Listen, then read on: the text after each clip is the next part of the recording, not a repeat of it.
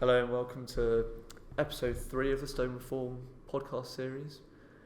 Today we're going to be talking about the local character and beauty of stone, and I'm joined by Tom Phillips, who's been looking into the beauty of stone. So Tom, how are you doing today? Yeah, good. How are you? Very good, very good. So do you want to first talk about your opinion of stone and its beauty? Yeah, stone is a material that comes in many forms. For example, Bath uses an ashlar limestone, which is easy to cut and easy to square. And then there's other examples, especially in rural locations, where stone is a lot more jagged and is built using random rubble. And what I quite like about stone is that you can see the striations, you can see the layers of rock on it. I guess the layers is probably more sedimentary sort of rocks, isn't it? And then igneous, like you're saying, you sort of get that more jagged sort of look to it. Yeah. Especially slate as well. Slate is a stone that is hard in rock form, but you can easily split it. And when you split it, it has that jagged edge, like you're talking about. And John Ruskin talked a lot about the beauty of stone. He admired the natural characteristics that come with stone, and often did drawings, which you'll be able to see on our Instagram and website, that look into this beauty. Is that something you feel has been lost within the UK and maybe the world? Yeah, particularly in cities, we're sort of seeing a lot of skyscrapers or taller buildings, mainly built out of concrete and steel, and then they're just clad completely in glass. That's one example. Or in smaller villages, there's a lot of housing developments which are mainly built out of red brick and concrete tiles for roofs, and just all is starting to look the same, especially when housing developers are thinking about cost. They're not really thinking about a beautiful material like stone. Absolutely. So you're sort of seeing quite homogenous cities appear, aren't we? And I think there's a lot of talk about how cities and architecture is lacking beauty at the moment, and you do wonder if stone is a way of overcoming that. Definitely. Slightly. So are there any examples of where stone has been used to reflect local character? Yeah, definitely. I mentioned Bath earlier. Bath has its own limestone called Bath stone. It's honey in colour, and it's particularly prevalent throughout the city, especially Bath being a conservation area and has UNESCO heritage. It's a stone that has to be used to retain local character. So the quarries are quite nearby, are they, in Bath? Yeah. Just in the outskirts. I believe there's one to the north and then one to the west as well. Limestone as material, as that obviously the beauty of Bath is visible, but limestone as material, is that good as a building material? Has that stone lasted? Yeah, you see examples within Bath, such as the Roman baths and Bath Abbey.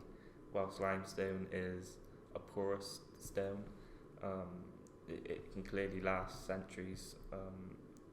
Since the Roman time, so yeah, clearly a good material. Absolutely, and I know there are some examples. I know St Paul's Cathedral is quite a good example where the porosity of limestone is visible in the colour of the stone. And is that something you view as?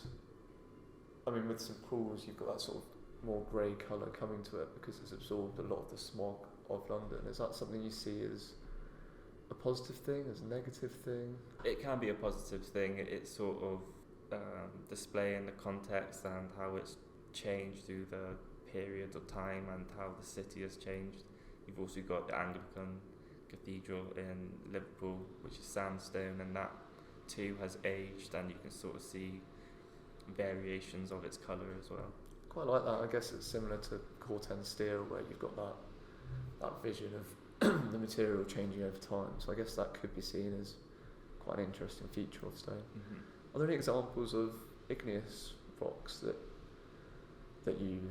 delved into at all? Yeah, so granite is an example of igneous rock, and that is found just on the outskirts of Aberdeen. Aberdeen is known as the Silver City in Scotland. It's a particularly hard stone. It doesn't really allow moisture into the stone, so it's very good for Scottish weather. Yeah, very true. Yeah, I guess you need that, the amount of rain and wind going on. Interesting to see. So was that used as a structural material? Was that more as a material on the outside of buildings? Yeah, that's why it's called the Silver City. It's prevalent throughout the city. You sort of look down the street and it's all got this same grey colour. Whether you like that sort of colour or not is a personal preference, but yeah, it's certainly got its own identity. Aberdeen's got its own identity, that's for certain.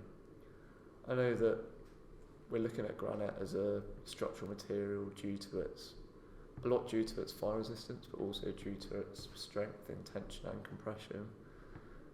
Is this something that you could see us using in future times as a material? Yes, especially if we're moving towards using stone as an exoskeleton for larger buildings.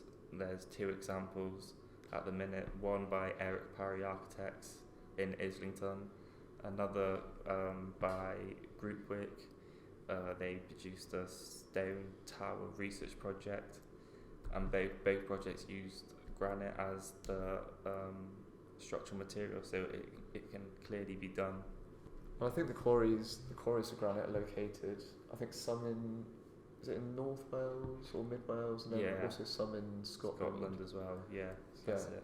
Interesting that the UK does have resources of granite. Mm-hmm, and we've talked a lot about like cities and larger towns. Have you got any examples of villages that display local character? Because it's quite often it's more of a typical thing that we see, but we're starting to see some new villages lacking local character. So is this something you've delved into at all? Yeah, definitely. St David's in Pembrokeshire, they use quite a lot of stone throughout the it's a cathedral city, but it's smaller than most villages. And they use a local stone that can be found on the coast called Carbudi stone. It's purple in colour, and a lot of buildings in St David's have become listed just because of the use of the stone. And the cathedral in St David's is made out of it, so it's essentially a purple coloured cathedral. So just to sum up your thoughts on the beauty and localism of stone, is this something, would you like to promote using stone as a material that reflects the local character of places? Yeah, definitely, especially if you can quarry close by and you can really create that localism of stone, and if we can make it cost effective and bring that localism to villages and cities, then yeah, it definitely can be done. Brilliant. It's a lovely point to end on. Thank you very much for speaking today, Tom. Thank you very much. And look forward to our next episode.